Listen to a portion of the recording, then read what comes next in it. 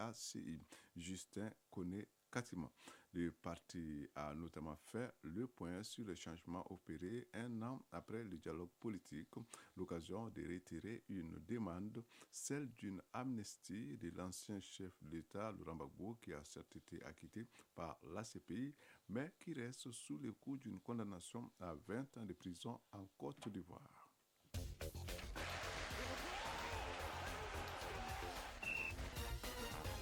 Trois disciplines à la une de l'actualité sportive, c'est vendredi. D'abord, le handball. Le Mali abrite à partir du 19 avril le Challenge Trophy IHF en cadet et junior filles. Cette compétition regroupera 8 pays de la zone 2 en plus du Maroc.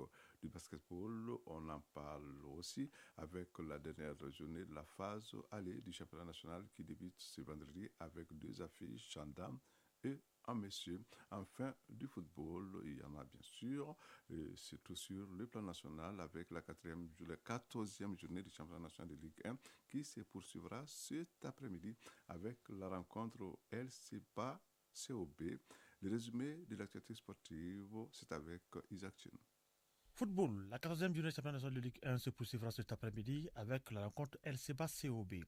Cette 14e journée prendra fin dimanche avec l'explication entre les 11 créateurs de Niarela et l'AS Police. Hier, au stade Diarra H de Koulikoro, le choc de cette journée entre le Samuel de Bamako et l'ASL de Bamako s'est soldé par le nul de 0-0. Autre résultat retiré au compte de cette 14e journée. L'Isfas a dominé Black Sar par 3-0. L'Union sportive de Bougouni a dominé l'AS Korofina par 2-0. Binga FC et le Djoliba se sont séparés sur le nul de 0-0. Afrique Football Elite s'est imposé en déplacement 1-0 devant l'USC Kita au stade de la mine Konati. Football féminin à présent. Les rencontres de la troisième journée de la phase Caridas du championnat national de football féminin se sont déroulées hier. L'AS Mandé a remporté le match choc de cette troisième journée en dominant 1-0 l'Esperlion de Amdalaï. L'unique but de la rencontre a été marqué par Salematou Kamara à la 75e minute de jeu. L'autre match du jour a vu la victoire de l'Isfas 1-0 devant l'AS Real. C'est Fatoumata Damele qui a offert la victoire aux Isfaciennes à la 112e minute de jeu. Au classement, l'AS Mandé termine la phase allée du Caridas en tête avec 7 points. Devant l'Isfas, deuxième 5 points. L'Esperlion d'Amdalaï rétrograde au troisième rang avec 4 points. Et l'AS Real ferme la marche avec 0 points. Balle au panier, la dernière journée de la phase allée du championnat national de basketball débute ce vendredi avec deux affiches en dames et en messieurs. En homme, l'Isfas affrontera Atal Club de Kidal et l'AS Mandé en écoutera avec le Djoliba. Chez les dames, il y aura Isfas Calaban Sport et Commune 6 Djoliba. Cette dernière journée marquant la fin de la phase allée se poursuivra demain samedi. Toutes les rencontres se joueront au stade du 26 mars de Yirimadjo. Handball pour terminer.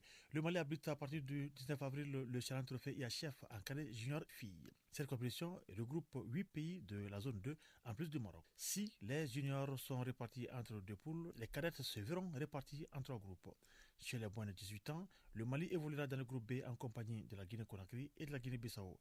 Chez les moins de 20 ans, le Mali, toujours dans le groupe B, aura affaire au Cap-Vert et à la Guinée-Bissau. L'organisation de ce challenge par le Mali est plus que salutaire, nous dit Abdoulaye Bouzouromé, deuxième vice-président de la Commission nationale d'organisation, non moins vice-président du Comité national olympique et sportif du Mali. Il est au micro de Adama Traoré. Organiser un tournoi du genre est une très bonne chose parce que le sport, c'est le sparring avant tout.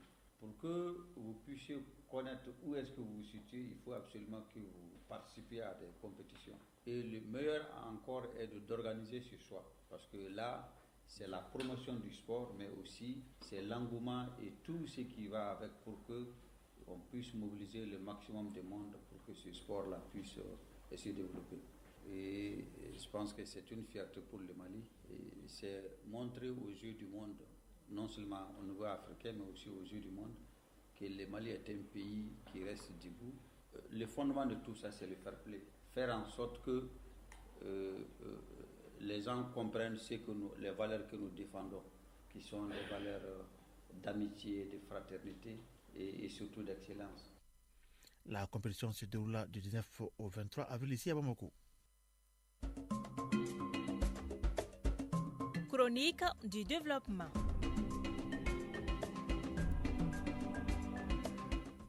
Comment venir à bout de l'insécurité alimentaire ici au Mali? La chronique du développement qui a consacré et plus d'un numéro à ce secteur lève un coin de voile sur les stratégies à mettre en œuvre pour juguler la problématique des stratégies qui requièrent une conjugaison des efforts de l'ensemble des acteurs. Soumaïla Berté, Marc Damé.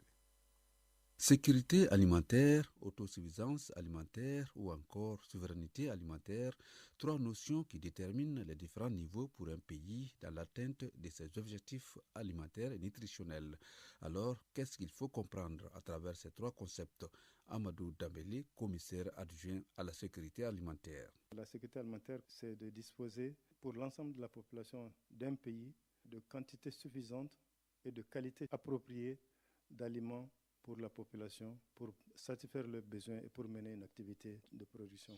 L'autosuffisance alimentaire d'un pays, c'est lorsque un État peut donner à manger à toute la population en un moment donné. Cela est indépendant de la production nationale parce que l'État peut importer. Par exemple, aujourd'hui, nous importons du sucre. Et le sucre que nous importons, nous l'ajoutons au sucre que nous produisons. On peut dire qu'on est autosuffisant. Mais on n'est pas souverain. Pour être souverain, il faut qu'on puisse disposer de tout ça chez nous. En termes très clairs, la souveraineté alimentaire est que le pays soit en capacité de produire tout ce dont il a besoin pour manger. Le Mali est à la recherche de la sécurité alimentaire. Chaque année, le pays gère de façon conjoncturelle les cas d'insécurité alimentaire alors que le problème est plutôt structurel. Comment sortir donc de ce cycle? Pour venir à bout de l'insécurité, il faut conjuguer les efforts au plan structurel qui sont du ressort des départements sectoriels, notamment du ministère de l'Agriculture, du ministère de l'Élevage, du ministère de l'Environnement, du ministère de la Pêche, qui ont pour activité essentielle les actions qui vont dans le sens de l'augmentation de la production et de la productivité alimentaire dans un pays. Vous allez comprendre que tous les projets qu'on rencontre au niveau de ces ministères-là ont pour objectif ultime l'atteinte de la sécurité alimentaire et nutritionnelle de la population. Donc, il faut qu'au niveau de la production agricole, on mette en œuvre des actions qui contribuent à augmenter le disponible alimentaire au niveau du pays, en quantité et en qualité, et qui peut couvrir aussi les besoins nutritionnels. Lorsqu'il y a une crise où il y a des difficultés alimentaires, que l'État vienne en aide parce que l'alimentation, c'est un droit fondamental.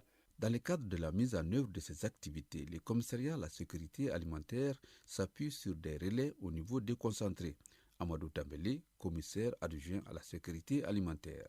Chaque année, le commissariat à la sécurité alimentaire élabore et met en œuvre un plan national de réponse pour les populations en difficulté alimentaire. La mise en œuvre de ce plan national de réponse implique beaucoup d'acteurs, notamment, en plus des acteurs techniques au niveau du CSA, il y a les acteurs administratifs au niveau régional et au niveau sous-régional. Je veux parler des gouverneurs, des préfets, des sous-préfets et des maires, qui jouent un rôle très fondamental dans la mise en œuvre de ce plan national de réponse. J'en appelle à leur vigilance et à leur probité pour que les ressources céréalières qui sont mises à leur disposition pour qu'être mises à profit des populations vulnérables arrivent à bonne destination et que toutes les dispositions soient prises pour que cela soit. Dans ce combat, l'État bénéficie également de l'accompagnement de ses partenaires techniques. Cette année, ajoute le commissaire adjoint à la sécurité alimentaire, ce dernier prévoit de mobiliser jusqu'à 164 milliards de francs CFA. Prochain rendez-vous avec Soumaïla Berté, vendredi prochain. Et c'est tout pour ce journal qui vous a été présenté par Seydou Fomba, mise en onde Alimata Ouattara, mise en ligne Sekou Traoré, réalisation dossier Baba Diarra, de tout coordonné par Brahma Traoré, l'infatigable. Merci de nous avoir suivis. Prochain rendez-vous avec l'actualité 20h30. Au revoir.